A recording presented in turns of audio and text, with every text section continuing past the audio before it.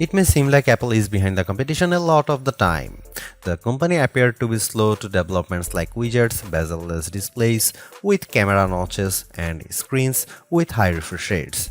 And with the iPhone 16 Pro, it appears to once again be late to the party, bringing generative AI features and a real button for the camera to its 2024 flagship. But if you will allow me to play therapist for a moment, I think it's not that Apple is slow, I think Apple is cautious, perhaps overly so. Caution on its own isn't a bad trait, in fact, it could be considered thoughtful rather than rushed to the cutting edge with its peers. Apple delivers, usually finding a slightly different approach that is often an improvement on what's out there.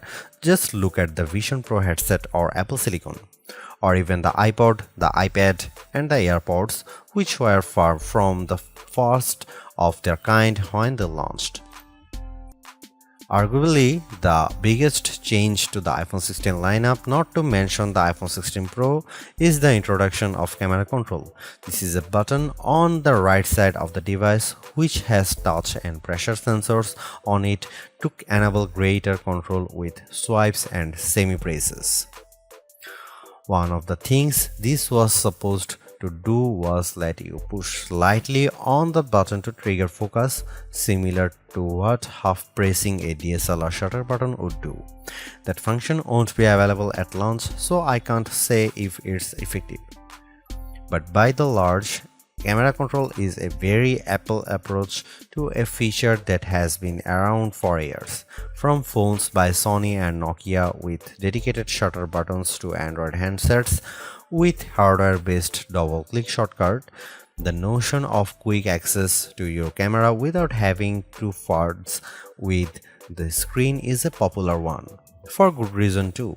I've hated having to swipe or long press the icon on my iPhone's lock screen in the past, and even though I could set the iPhone 15 Pro section button to open the camera, it just wasn't positioned well and I'd have to give up my mute button. So, Apple isn't breaking new ground with its hardware shortcut for a frequently used app, but it does do a few things differently. With the touch sensor, you can swipe on it to tweak things like exposure, zoom levels, and tone, and the half press still works as a way to select options or go back out of menus within the camera control interface. In theory, it's a nice way to make changes in the fly. In reality, there are a few issues and they largely have to do with placement. The button sits a little further from the base of the phone than I'd like, so my fingers have to reach a bit more to press it, whether I was in landscape or portrait mode. This wasn't usually a problem when I had both hands free and could steady the iPhone with my other hand and readjust my grip. But if you are trying to take a quick shot with just one hand, the button's location can feel unintuitive. Of course, everyone has different finger lengths and ratios, so it's entirely possible that other people find this logical. It also depends on your grip. If you are cradling the bottom of the device in your palm, it's harder to maneuver.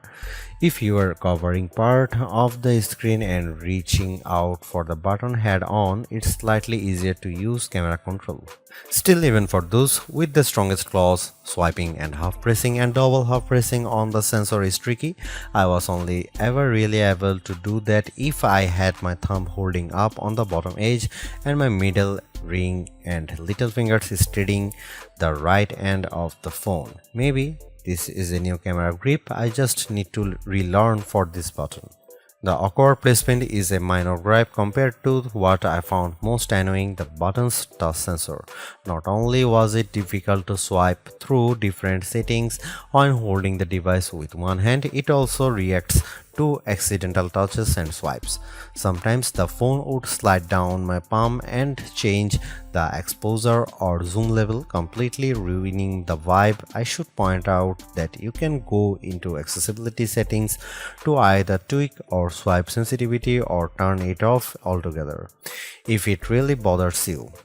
Honestly, if you are planning on making adjustments with camera control, it's best to have time, patience, and both hands free. In those situations, I had a lot of fun editing settings and watching them by reflected in the viewfinder in real time.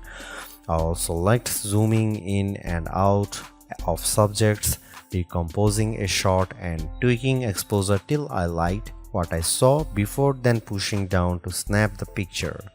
I especially loved this while recording video since it makes slowly zooming in or out of a subject smoother than using the on-screen slider. Even if you are not a glutton for buttons, there are still some camera updates that might intrigue you. This year's flagships sport what Apple calls a 48 megapixel fusion camera, which has a faster quad pixel sensor. This enables what the company describes as zero shutter lag, which is wording it has used repeatedly over the years. In this case, it's referring to how quickly the camera will capture a shot after you press the shutter button. I will admit I was initially confused by this update in part because it requires relearning some behaviors I had adopted to mitigate the shortfalls of older cameras.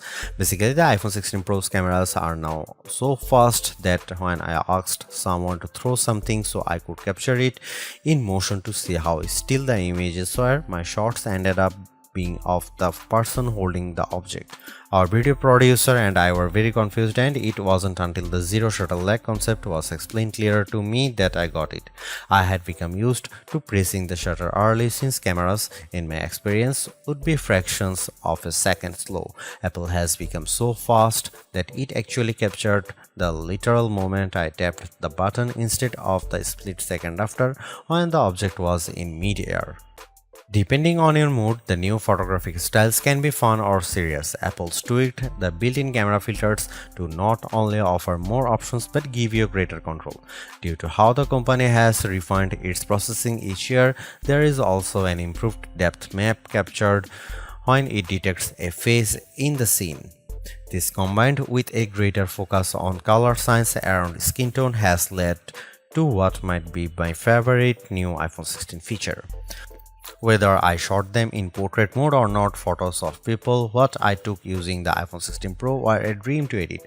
Simply switching between the standard, natural, luminous, quiet or ethereal styles already resulted in improvements to be colors and shadows, but I could also tap on each thumbnail to across the new editing touchpad and drag a dot around. This let me more precisely tweak the hues and contrast levels, and an additional slider will let me adjust how warm the image was.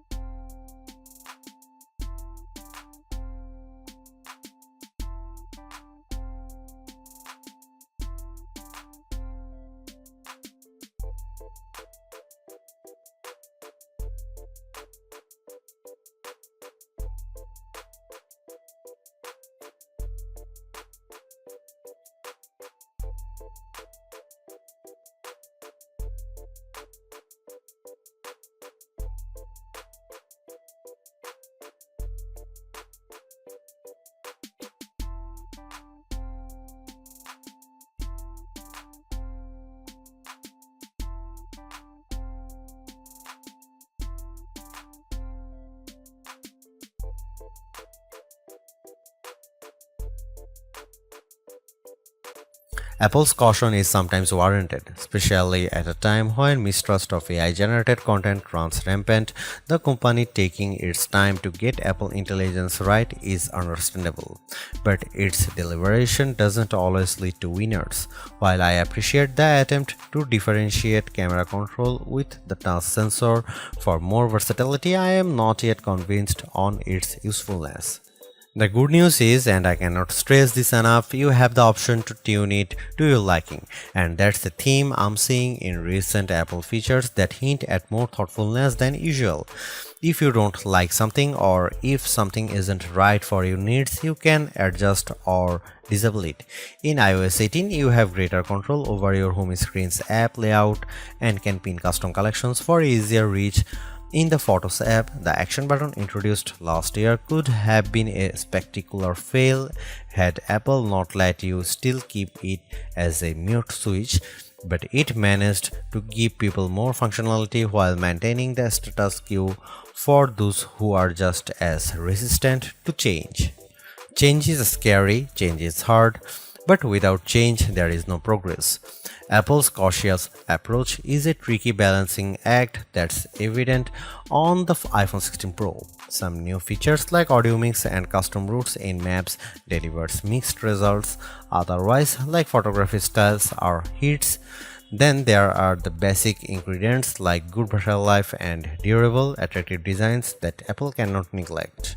The iPhone 16 Pro's subpar battery life holds it back from beating the competition, which is stiffer than ever this year, especially from Google. Luckily for Apple, most people who have iPhones are going to stick with iPhones. It's just easier. For those already sucked into the ecosystem, the iPhone 16 Pro are worth the upgrade from a model that's at least 2 years old. If you already have an iPhone 15 Pro, for the sake of our planet and your wallet, you might prefer to hold off on upgrading, especially since this year's devices aren't that much different.